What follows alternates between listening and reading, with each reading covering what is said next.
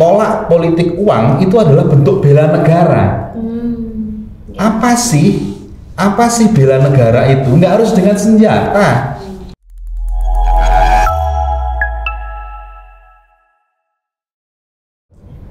Sahabat Bawaslu, kembali di podcast Bawaslu Provinsi Banten. Selalu ada cerita di balik demokrasi. Kali ini kita kedatangan seorang tamu yang spesial ya ya. Beliau adalah narasumber kita dari Bawaslu Republik Indonesia. Ada Bapak Harimurti Wicaksono dan ada Bapak Dayanto. Nah, sebelumnya nih Pak, kata orang tak kenal maka tak sayang. Jadi nggak apa-apa ya Pak, kita kenalan dulu ya Pak ya. Siap. Ada Bapak, kita panggil Pak Hari ya Pak ya. Hari. Pak Hari dan Pak Dayan. Nah, kalau Pak Hari dan Pak Dayan ini berarti dari divisi sengketa ya Pak? Ya, divisi penyelesaian sengketa. Penyelesaian sengketa. Ada Pak Hari kepala biro dan juga ada Pak Dayan sebagai tenaga ahli ya Pak ya. Ya. Nah, kalau di Bawaslu udah berapa lama Pak? Kalau saya di Bawaslu sejak akhir tahun 2013. Lama ya Pak ya? Ya, jadi sudah ketemu dengan 2 kali pemilu, berarti berapa? 4 atau 5 kali pilkada sampai dengan saat ini. Kalau boleh cerita sedikit nih Pak, gimana sih Pak perjalanan karir Bapak sampai jadi karo seperti saat ini? Baik, jadi awal karir saya itu setelah lulus pendidikan D3 waktu itu di Sekolah Tinggi Pemerintahan Dalam Negeri Jatinangor. Kemudian saya ditempatkan di salah satu kabupaten di Jawa Timur, di Tuban, Jawa Timur. Terus kemudian di Tuban saya mengawali karir saya di birokrat sampai dengan pernah diberikan amanat untuk menjadi kepala kelurahan di salah satu kelurahan di Kabupaten Tuban. Terus kemudian pendidikan saya setelah itu S1 di Institut Ilmu Pemerintahan Dalam Negeri. Jadi berkarir dulu 2 tahun, kemudian melanjutkan pendidikan di Institut Pemerintahan Dalam Negeri, pernah jadi lurah, kemudian diberikan kesempatan untuk berkarir di Bawaslu, sehingga saya mengawali karir di Bawaslu itu di bagian teknis pengawasan pemilu. Teknis pengawasan pemilu mulai dari kepala subbagian di bagian teknis pengawasan pemilu, waktu itu masih struktur lama, jadi di Biro Teknis Pengawasan Penyelenggaraan Pemilu. Kemudian promosi menjadi kepala bagian teknis pengawasan. Kemudian saya dapat kesempatan untuk melanjutkan sekolah S2 di Universitas Pertahanan, dan pada saat itu saya diberikan kesempatan untuk menjadi kepala bagian perencanaan.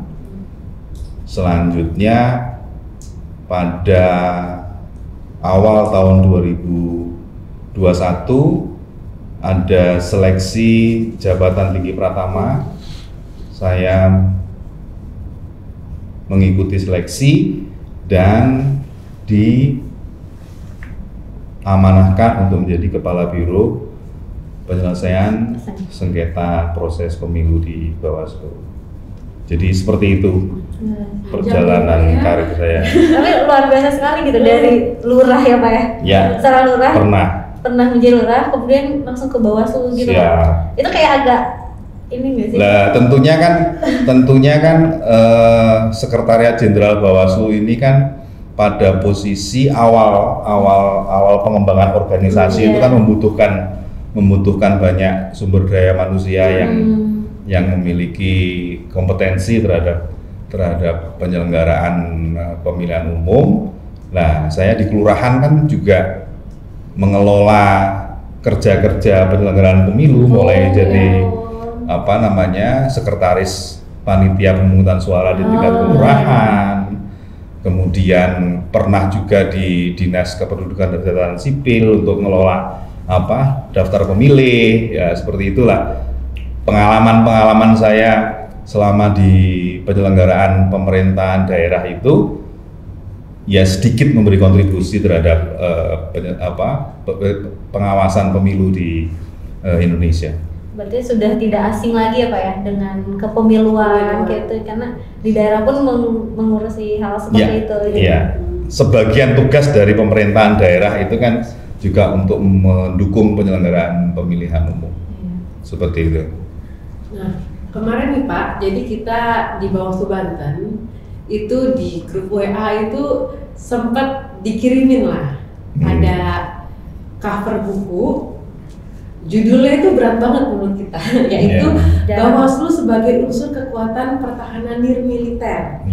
Ya, ada tulisannya, penulisnya adalah Bapak Harimurti Wicaksono. Gitu. Nah, apakah dengan kita bahas sebelum ke isinya nih Pak, ke temanya dulu. Dengan tema seperti itu, apakah memang dengan background pendidikan atau karena apa nih Pak mengambil temanya? Kok kayaknya agak cukup berat nih kita di Bawaslu mengawasi pemilu, tapi ternyata Bawaslu juga sebagai unsur kekuatan pertahanan militer gitu. Mungkin kita yang awam kan jauh banget nih gitu loh. Jarang. Sebelum kita ke isinya ke judulnya dulu Pak gitu. Kenapa bisa judulnya? Baik. Jadi ini menarik ya sebenarnya proses penyusunan buku ini. Ini sebenarnya adalah tugas saya menyelesaikan pendidikan magister di Universitas Pertahanan untuk menyelesaikan tesis. Nah, normanya atau kaidah dalam menulis itu sebenarnya kan sesuatu yang dekat dengan diri kita sebenarnya. Apa yang kita lakukan setiap waktu itu adalah bahan sebenarnya untuk kita menulis. Akhirnya setelah saya mengikuti matrikulasi pada saat mulai menjalani pendidikan di Universitas Pertahanan, saya menemukan benang merah. Ada kewenangan Bawaslu yang merupakan bagian dari kerja-kerja pertahanan negara. Maka saya susunlah tesis tersebut. Tentunya dengan bimbingan para dosen dan para pengajar di Universitas Pertahanan yang rata-rata adalah perwira tinggi di Universitas Pertahanan. Jadi saya mulai menyusun. Jadi seluruh mata kuliah yang saya terima di Universitas Pertahanan itu saya konsentrasikan untuk bagaimana saya menyelesaikan tesis. Jadi misalnya materi tentang filsafat intelijen, tesis saya kira-kira apa ya yang terkait dengan intelijen untuk Bawaslu. Mata kuliah tentang sistem pertahanan rakyat semesta, apa ya yang terkait dengan Bawaslu. Terus kemudian mengenai manajemen pertahanan, apa ya yang terkait dengan Bawaslu. Jadi saya konsentrasikan gitu seluruh mata kuliah saya yang saya terima di Universitas Pertahanan untuk dapat menyelesaikan tesis ini. Kemudian saya waktu itu mengadakan penelitian untuk penyusunan tesis ini di Malang Raya. Di Malang Raya itu ada Kota Batu, Kabupaten Malang, dan Kota Malang. Nah, kemudian saya mengadakan fokus group discussion di sana untuk memenuhi data dan informasi terkait dengan kebutuhan penyusunan tesis. Nah, pada waktu itu oleh Bawaslu Kota Batu, saya kebetulan ambil lokasinya di Batu, sehingga Bawaslu Kabupaten Malang dan Kota Malang saya undang untuk hadir di FGD di Kota Batu. Kemudian oleh Bawaslu Kota Batu, berita itu atau forum diskusi itu dirilis di websitenya Bawaslu Kota Batu. Setelah itu saya sudah hanya apa namanya berterima kasih kepada Bawaslu Kota Batu telah merilis kegiatan yang notabene itu adalah salah satu rangkaian daripada penyusunan tesis saya. Nah kemudian beliau ini, Mas Dayanto ini, kita panggilnya Bang Dayan, nggak tahu gimana ceritanya membaca berita itu. Saya nggak pernah menunjukkan ini loh, saya punya tesis yang menarik gitu, saya nggak pernah menunjukkan. Bang Day membaca itu, ya mungkin nanti silahkan bisa ditanyakan ke Bang Dayan terkait dengan kenapa berita di webnya Bawaslu Kota Batu itu menarik beliau untuk menjadikan tesis saya menjadi buku. Monggo nanti silakan ditanyakan. Kalau seperti itu kita sekalian aja ya, biar orang kenal sama Bang Dayan. Ya. Bang Dayan atau Pak Dayan nih? Bang Dayan aja, biar lebih akrab gitu. Kita mau tahu dulu nih Bang, maksudnya Abang di Bawaslu ini sudah berapa lama sih gitu? Dan tadi seperti yang ditanyakan oleh Pak Hari juga, apa sih yang membuat ketertarikan dari isi website Bawaslu Kota Batu? Biasanya kan kebetulan saya juga di Bawaslu Provinsi Banten ini kan kadang suka menulis rilis ya gitu. Apa yang membuat sebuah rilis tuh bisa jadi buku gitu loh? Berarti kan menarik banget gitu. Apa yang ada di dalam situ yang ya inti kemenarikan itu ada di mana? Oke. Saya selain di Bawaslu, saya karena dosen ya. Karena dosen, jadi cukup aktif ya untuk mengupdate dan pekerjaan ya terkait dengan dosen itu kan misalnya untuk sebuah karya akademis kita bisa lihat nih, sebuah karya akademis ini punya nilai atau sisi akademis yang menarik. Nah, itu bisa kita lihat. Nah, di satu kesempatan saya mendapat link berita yang berkaitan dengan ada kegiatan FGD terkait dengan riset peranan Bawaslu sebagai kekuatan pertahanan nirmiliter itu, yang itu terkait dengan studi politik uang di Pilkada Malang Raya itu. Nah, karena itu penelitian itu dikerjakan oleh Pak Hari waktu itu dalam rangka tesis Pak ya. Siap. Nah, di satu kesempatan saya ketemu sama Pak Hari, kita diskusi, saya sampaikan bahwa ini sebenarnya karya tesis ini bisa menarik untuk kita olah ulang seperti itu, sehingga dia bisa menjadi bacaan yang bisa dikonsumsi secara luas oleh publik. Nah, dari sisi saya melihat bahwa memang tema ini dan keseluruhan hasil riset itu kemudian menurut saya bisa dia memantik ya percakapan akademis tentang dua hal itu. Selain percakapan akademis juga sebenarnya menggugah kesadaran kita ya sebagai bangsa dalam konteks yang lebih luas. Yang pertama adalah soal, kita tahu politik uang itu kan, politik uang kan salah satu, di Bawaslu juga kan kita sudah petakan bahwa salah satu problem kita adalah bagaimana kita menuju pemilu yang demokratis, pemilu yang berkualitas, pilkada yang berkualitas itu adalah salah satunya soal politik uang, selain soal seperti politisasi SARA, kemudian netralitas ASN dan seterusnya. Nah, politik uang saya kira menjadi satu soal yang krusial saat ini.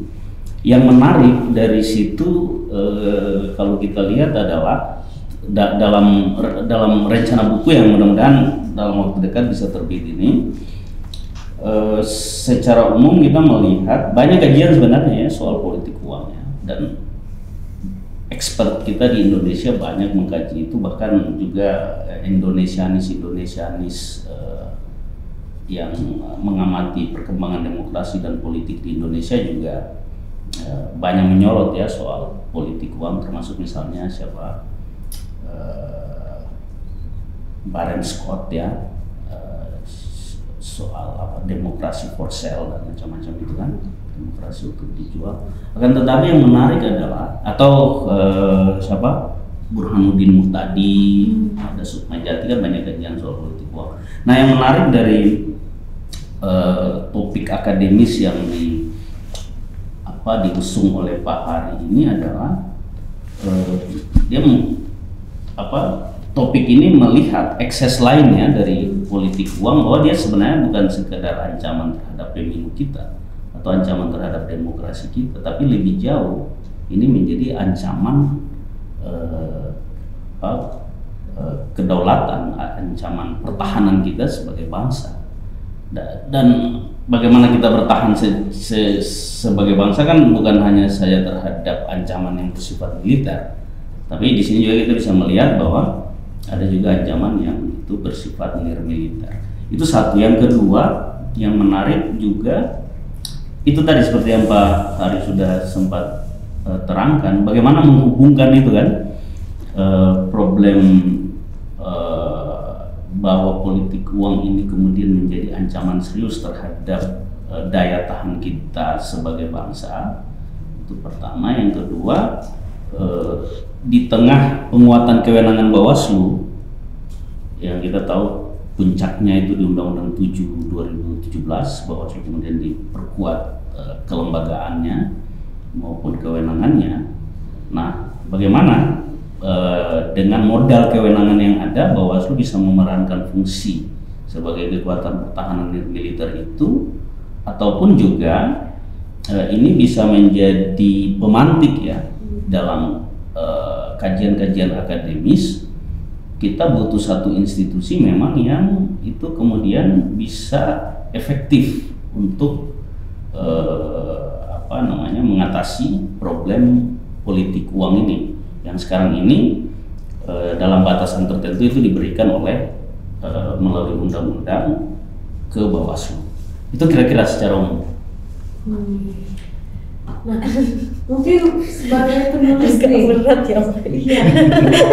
Sebagai penulis, mungkin Pak Hari bisa cerita nggak maksudnya isi buku ini gitu loh. Maksudnya kadang dengan bahasa militer aja, mungkin sahabat Bawaslu di rumah tuh juga awam gitu loh, militer apa sih gitu kan. Ini udah pertahanan negara, militer gitu, dan ada Bawaslu yang pengawas pemilu gitu. Mungkin bisa nggak Pak diceritakan? Kalau tadi mungkin udah disinggung sama Bang Dayan, ada politik uang gitu. Apakah memang pembahasannya itu adalah soal politik uang atau gimana? Ya. Baik. Jadi menariknya hasil kontemplasi saya itu untuk menemukan benang merah antara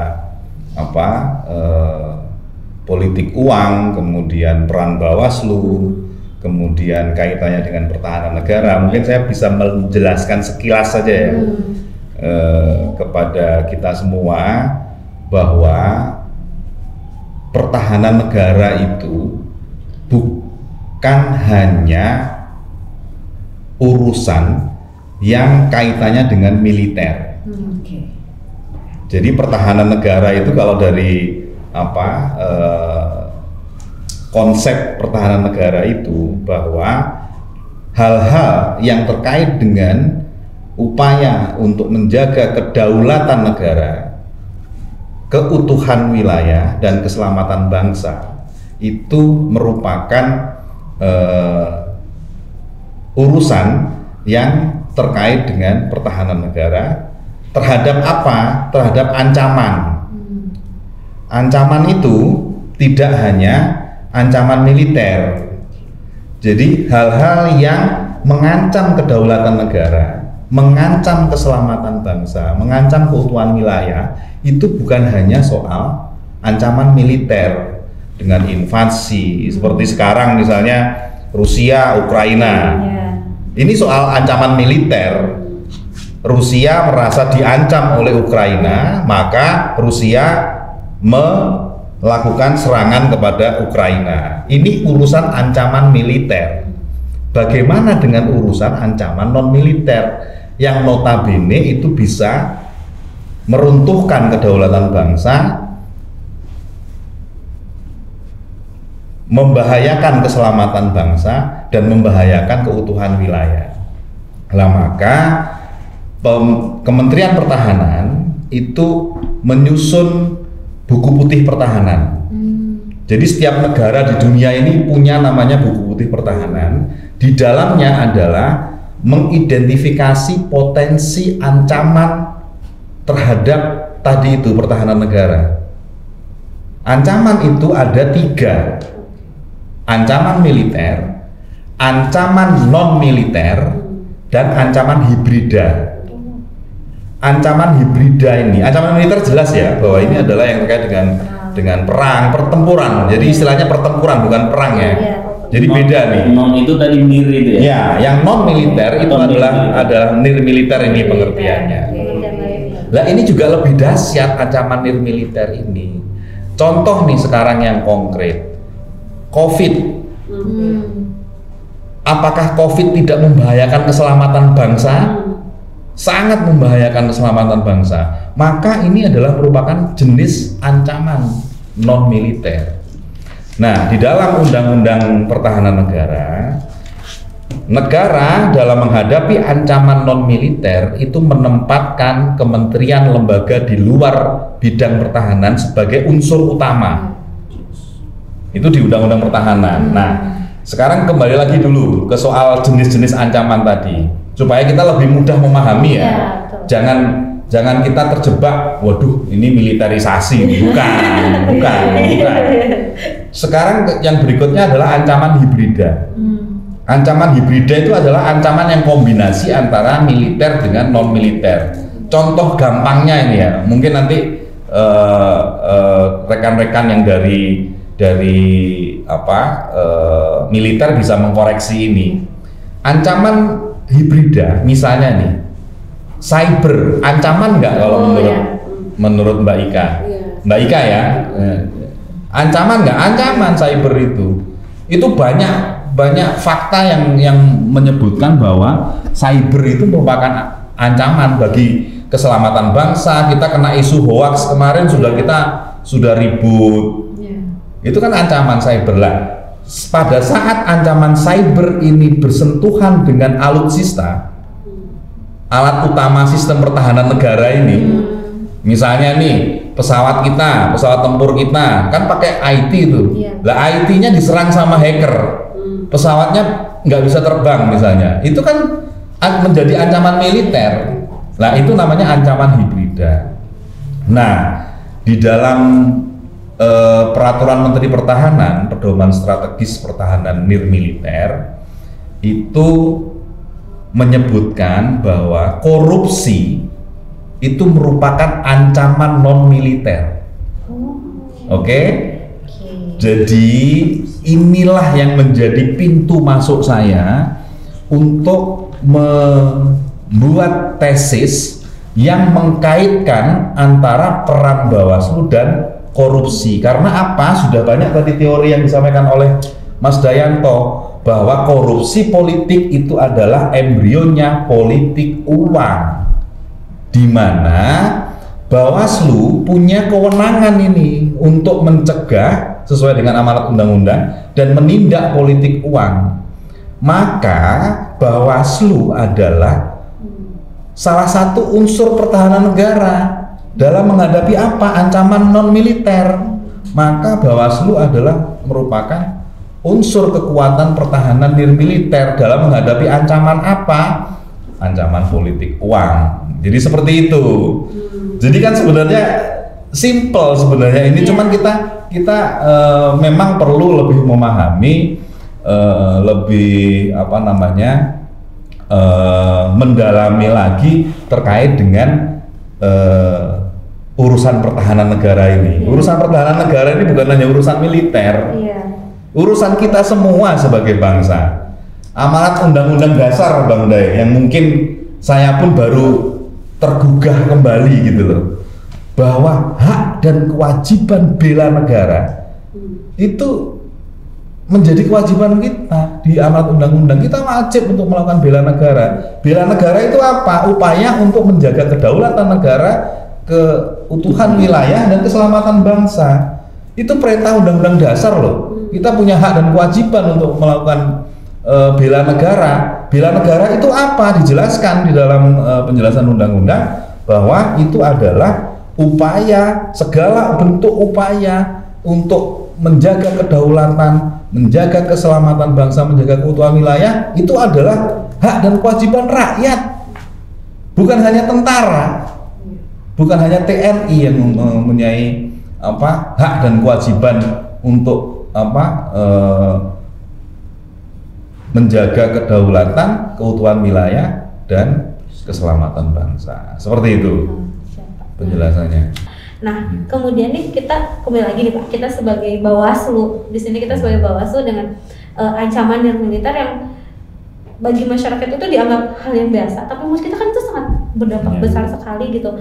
Apa sih Pak yang harusnya Bawaslu lakukan? Karena politik uang ini selalu ada seperti ini gitu loh, mata rantai yang tidak putus-putus gitu Pak. Terus Pak, ada seperti itu. Kalau tadi mungkin Bang Dayan bilang kan bahwa sebenarnya Bawaslu itu punya kewenangan untuk pencegahan dan juga penindakan terkait dengan politik uang. Apakah memang Bawaslu sudah menjalankan kewenangannya dengan baik atau belum atau gimana Pak? Karena kan kalau kita lihat sebenarnya yang tadi dibilang politik uang ini kok ada terus gitu. Bahkan bisa jadi dibandingkan dulu mungkin tambah besar gitu. Atau mungkin kita sudah melakukan pencegahan. Apakah sebenarnya tapi ada kekurangan misalnya dengan adanya maksudnya pemahaman secara mendalam lagi, maksudnya dari sejarah-sejarah sebelumnya gitu. Kita sudah menerapkan ini tapi ternyata kurang berhasil nih. Jadi apalagi sih Pak yang perlu harus kita lakukan gitu untuk mencegah ini gitu. Baik, mungkin saya bisa cerita ya, karena sebelum di Biro Penyelesaian Sengketa ini saya di teknis pengawasan. Jadi Bawaslu sudah banyak melakukan upaya-upaya pencegahan maupun penindakan terhadap politik uang. Seperti yang kita sudah ingat, pada saat sebelum pemilu 2019, ini peaknya walaupun sebelumnya itu sudah dilakukan. Ada instruksi presiden tentang gerakan anti politik uang dan politisasi SARA. Itu seluruh Bawaslu di Indonesia melaksanakan instruksi presiden itu untuk melakukan patroli pengawasan terhadap politik uang. Kemudian terkait dengan penindakan tentang money politik, Bawaslu sudah banyak melakukan upaya-upaya penanganan pelanggaran terhadap politik uang. Tapi ternyata apa? Ada kendala di situ. Pertama, mindset masyarakat. Ya tadi, cuma 20.000 ini gitu loh. Buat apa sih? Paling cuman sembako, mungkin cuman sarung, mungkin cuman mukena dan sebagainya. Iya kan? Itu kan menurut persepsi masyarakat. Iya, betul. Nah, padahal Kementerian Pertahanan sudah meng-quote, ini juga sebagai pintu masuk saya waktu menyelesaikan tesis itu, bahwa tolak politik uang itu adalah bentuk bela negara. Apa sih bela negara itu? Nggak harus dengan senjata. Dengan kita berprestasi olahraga kita, dengan kita menolak politik uang, itu juga merupakan bagian dari bela negara, karena ancaman politik uang ini sudah jelas akan membuat penyelenggaraan pemerintahan kita menjadi korup gitu loh. Nah, upaya-upaya kecil merubah persepsi masyarakat terhadap dengan gerakan anti politik uang itu, gerakan loh ya. Nah, kalau saya balikkan lagi dengan konsep pertahanan negara kita, bahwa pertahanan negara kita adalah pertahanan rakyat semesta. Sistem pertahanan negara kita adalah sistem pertahanan rakyat semesta. Jadi harus melibatkan seluruh rakyat dan sumber daya nasional. Nah, di Bawaslu sudah melakukan itu mulai zaman sebelum periode yang sekarang, namanya relawan pengawas pemilu. Ini kan bentuk dari kesemestaan sebenarnya, menggerakkan seluruh partisipasi masyarakat untuk aware terhadap pengawasan pemilu.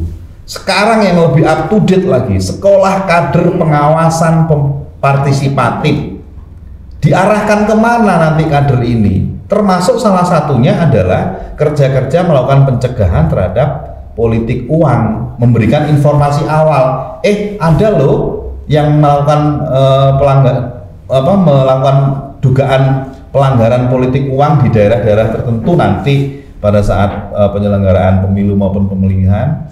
Nah, hal inilah yang match kalau menurut saya antara peran Bawaslu dengan Kementerian Pertahanan yang diberikan tugas oleh negara ini menjaga pertahanan negara, melibatkan seluruh rakyat untuk melakukan pengawasan terhadap politik uang. Itu satu, ini terkait dengan gerakannya ya, untuk merubah mindset masyarakat. Kemudian yang kedua, pemenuhan alat bukti maupun barang bukti terhadap money politik yang menjadi syarat formil dan material terhadap dugaan pelanggaran politik uang. Apakah kita selama ini punya lengkap? Itu kelemahan kita. Maka tadi dengan melibatkan seluruh rakyat dari sisi pertahanan semestanya tadi itu, melibatkan seluruh rakyat untuk melakukan pengawasan terhadap pelanggaran pemilu, khususnya kita sekarang diskusikan adalah soal politik uang, maka rakyat akan menjadi agen kita, agen untuk memberikan informasi. Ini adalah kerja-kerja intelijen yang tadi sampaikan di awal. Kita butuh kerja-kerja intelijen, bukan membentuk unit intelijen ya. Kita perlu membutuhkan kerja-kerja intelijen untuk mengetahui adanya praktik-praktik politik uang. Dengan demikian maka pemenuhan syarat formil dan material tadi, apabila kita melakukan kerja-kerja intelijen tadi, coba sekarang kita bayangkan saja, kader pengawas partisipatif kita Bang, sekarang ini datanya di Kedeputian Teknis Bawaslu itu ada sekitar 23.000 sekian.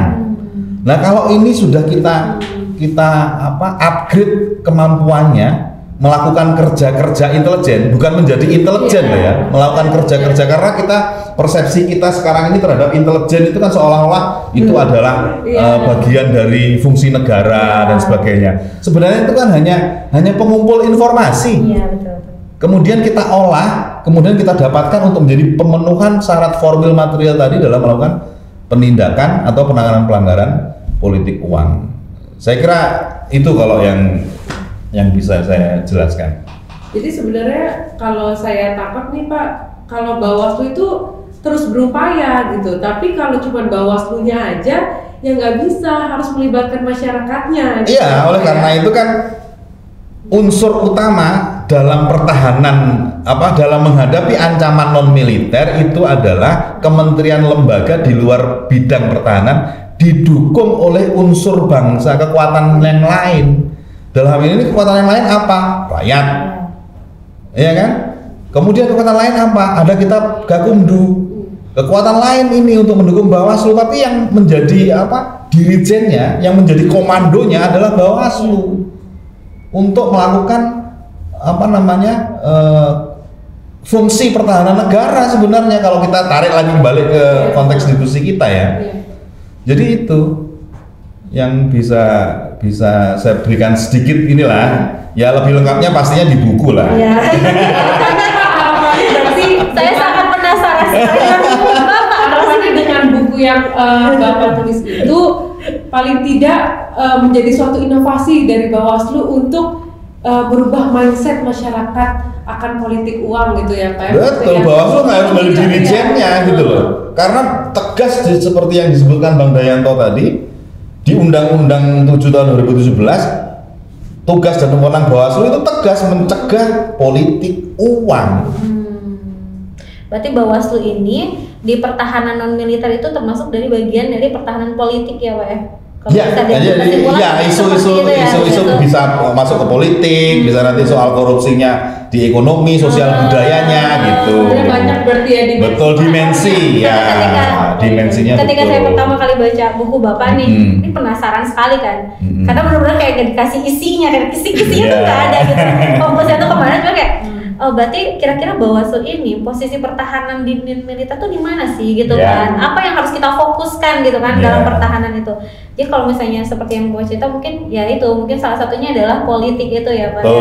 Dan politik ini memang sangat menurut saya pribadi gitu sangat berpengaruh terhadap pertahanan Indonesia gitu kan Pak. Nah, boleh lah tuh tangan udah mulai. Kalau tadi gak mulai nyambung, kita mau agak belok dikit gitu. Boleh nggak dipakai minimal hostnya udah setuju. Karena gini loh Pak, karena kita pikir pertama itu mungkin karena kan dari judulnya agak berat ya Pak ya. Kita pikir Bawaslu pengawas pemilu, kita awalnya mikir paling Bawaslu harus jadi tentara gitu. Paling kan dimensi di situ hanya politik gitu loh. Ternyata banyak ekonomi apa semua itu sempat kita sebelum itu berdebat tuh budaya enggak politik yakin politik ternyata ternyata banyak gitu yang bisa masuk gitu. Nah Pak agak kita beralih sedikit nih Pak. Kalau tadi Bapak berbicara soal pertahanan militer, kedaulatan negara dan sebagainya. Tahun 2024 nanti kan kita akan menghadapi pemilu serentak dan juga pemilihan gitu. Ini pertama kalinya Indonesia serentak di dalam 1 tahun. Gitu. Kalau Bapak secara pribadi mungkin juga nanti bisa dengan Bang Dahlan ya melihat situasi politik yang akan terjadi nantinya kayak gimana Pak? Karena ini kayak luar biasa sekali gitu. Karena luar biasanya gimana? Dijadikan satu. Kalau kemarin kan isunya juga beda-beda nih. Kalau sebelumnya di pemilihan sebelumnya mungkin isunya adalah pertama kali kita melaksanakan pemilihan di tengah-tengah COVID. Isunya adalah kesehatan gitu loh Pak. Bisa nggak nih pemilu tetap jalan, tapi masyarakat tetap sehat kan gitu. Dan akhirnya sekarang beralih lagi gitu.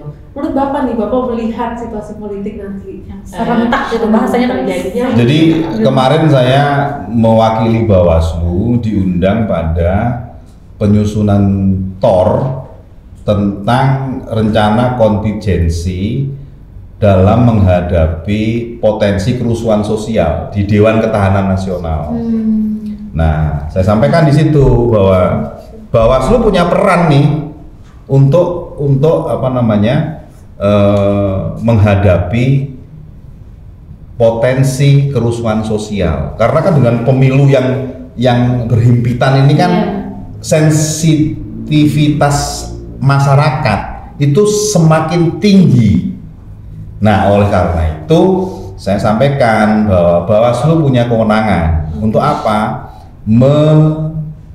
Menyusun kerawanan pemilu, mengidentifikasi kerawanan pemilu. Kita sudah lakukan identifikasi nanti nih.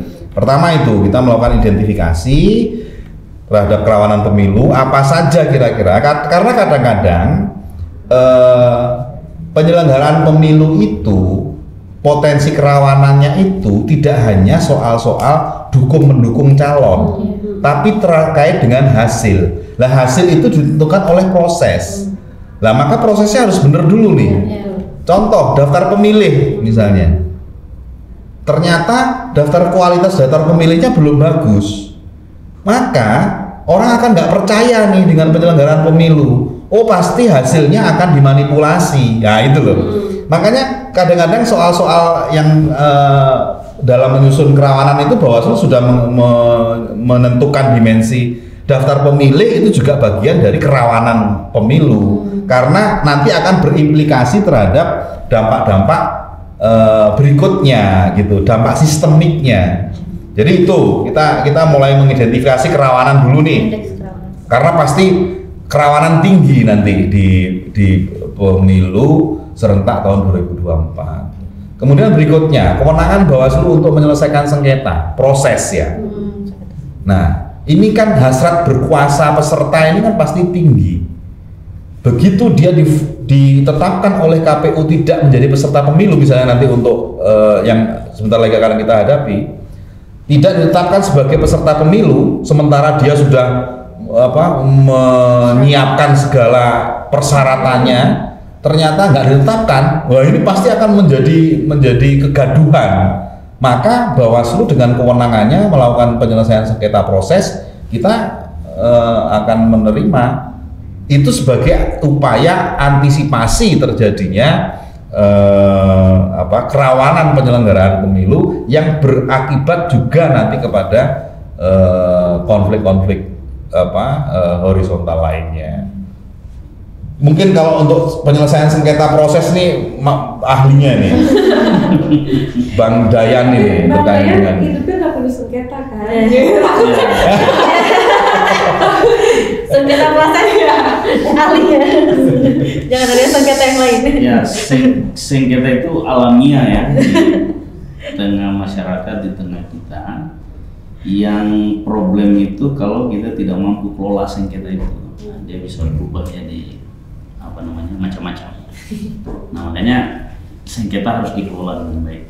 Nah tadi menarik ya pertanyaan tentang bagaimana kita membayangkan 2024. Saya kira objektif yang ada adalah kita betul melaksanakan dua jenis pemilu yang demokrasi elektoral yang berbeda ya.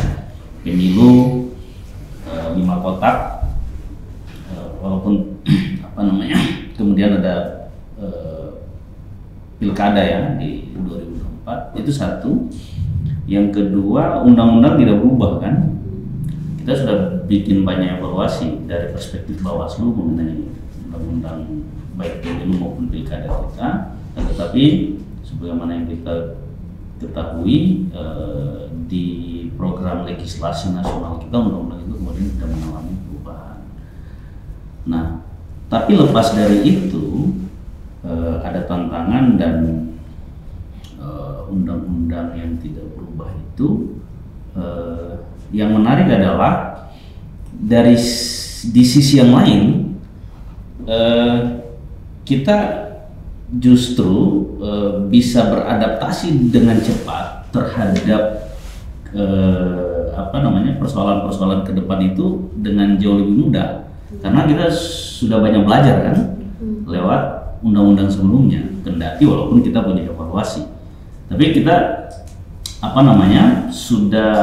sudah saya kira kita dari sisi Bawaslu sudah confirm gitu ya dengan apa yang harus kita lakukan, misalnya termasuk di penyelesaian sengketa.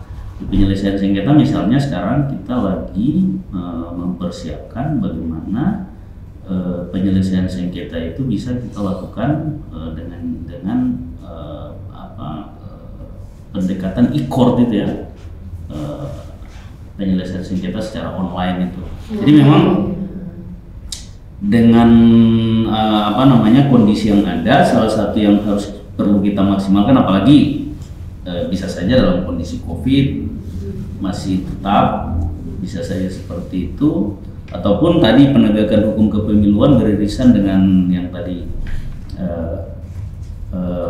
Pak Hari sampaikan, ada hasrat berkuasa yang tinggi, jadi tensi politik itu menjadi tinggi, sehingga pemanfaatan teknologi informasi itu menjadi salah satu kata kunci ya yang penting untuk bagaimana kita mempersiapkan kelembagaan kita menghadapi pemilu maupun pilkada serentak 2024. Barangkali itu.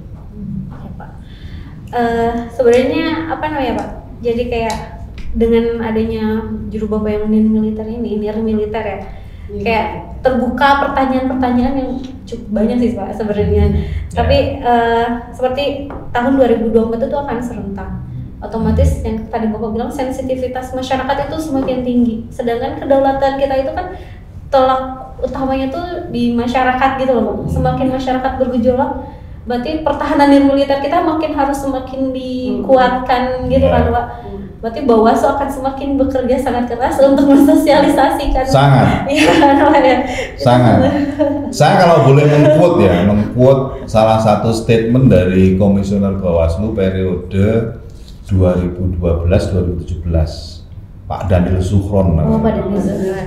Jadi beliau menyatakan kiamat itu kan nggak jelas tuh kapan terjadinya, tapi sudah disosialisasikan dari zaman antisipasi menghadapi kiamat itu seperti apa ya. Dalam tanda kutip penyelenggaraan pemilu itu kan sebenarnya kan potensi kiamat, artinya kan potensi chaos gitu. Ya kan, potensi ya, saya bilang potensi ya.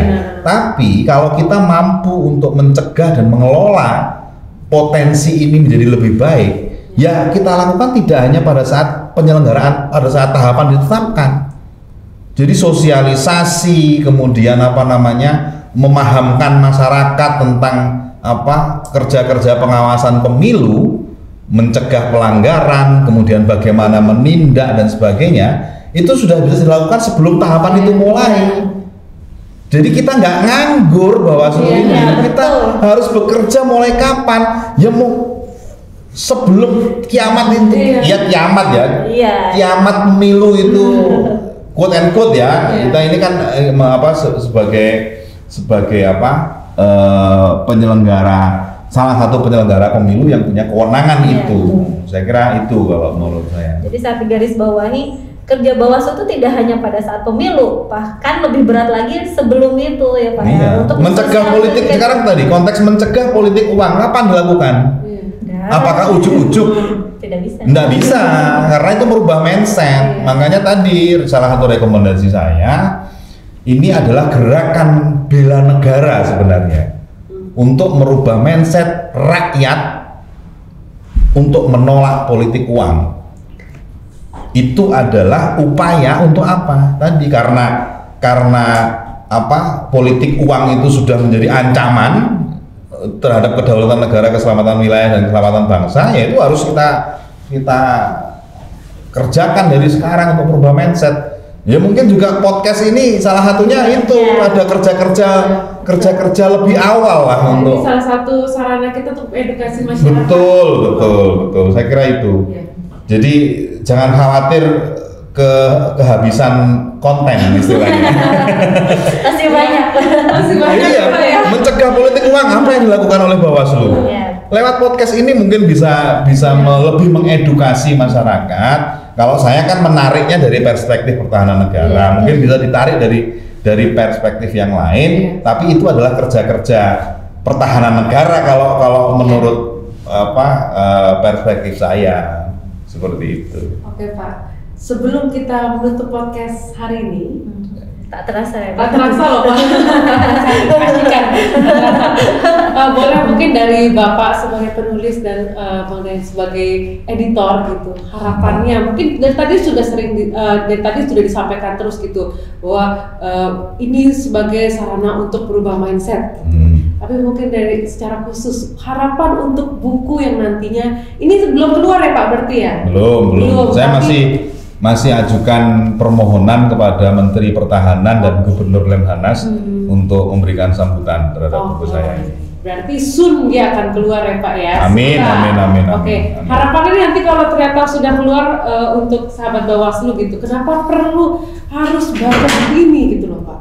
Apa sih Pak? Baik, kalau menurut saya buku ini adalah kompas bagi kita semua sebagai bangsa untuk mulai membangkitkan semangat bela negara dalam rangka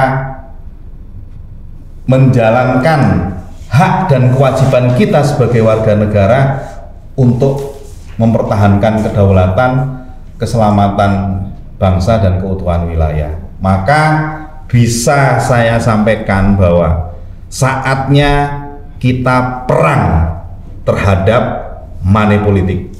Dan Bawaslu adalah komandonya, seperti itu. Sebagai dari Bapak Editor, ada tambahan Bapak Editor? Iya, politik uang tadi ya, dia adalah ancaman serius terhadap bangsa demokrasi, tapi lebih jauh terhadap bisa bahkan nasib kita berbangsa ya. Nah buku ini dia menggugah ya kesadaran kita. Baik secara akademis karena ini kan tulisan akademis sebenarnya, maupun kita secara luas sebagai publik bahwa memang politik uang ini dia harus menjadi common enemy ya, musuh bersama kita, musuh negara kita ya, dia musuh negara kita. Tadi bahwa kalau kita bela tolak politik uang itu bagian dari kita bela negara gitu ya. Jadi buku ini akan sangat berkontribusi menurut saya terhadap bagaimana demokratisasi kita ke depannya. Barangkali itu. Terima kasih kepada Pak Ali, terima kasih juga kepada Bang Ryan atas waktunya ngobrol-ngobrol sama kita di sini mengedukasi masyarakat. Harapannya ini bukan jadi terakhir ya kita kesini ya Pak ya. Harapannya kalau diundang mau lagi ya Pak ya, kita ngobrol-ngobrol lagi gitu ya Wes. Siapa tahu ada buku-buku ke depannya Pak ya. Oh udah siap launching buku lagi? Berapa buku lagi Bang? Rencana 2. Masih ada 2 kali lagi misalnya nanti akan ketemu lagi sama Bang Dayan di sini. Oke, sahabat Bawaslu, demikian podcast kita kali ini bahwa harus diingat kerja pengawasan Bawaslu ini gak cuma dalam menolak politik uang ini gak cuma kerja Bawaslu, tapi juga kerja dari masyarakat termasuk sahabat Bawaslu di rumah nih yang lagi nonton podcast kita. Semoga podcast kita mengedukasi, semoga banyak sahabat Bawaslu yang bisa mengambil makna dari podcast kita kali ini. Terima kasih dan sampai ketemu di podcast kita selanjutnya. Dadah. Saya Pak, terima kasih ya Pak. Sama-sama.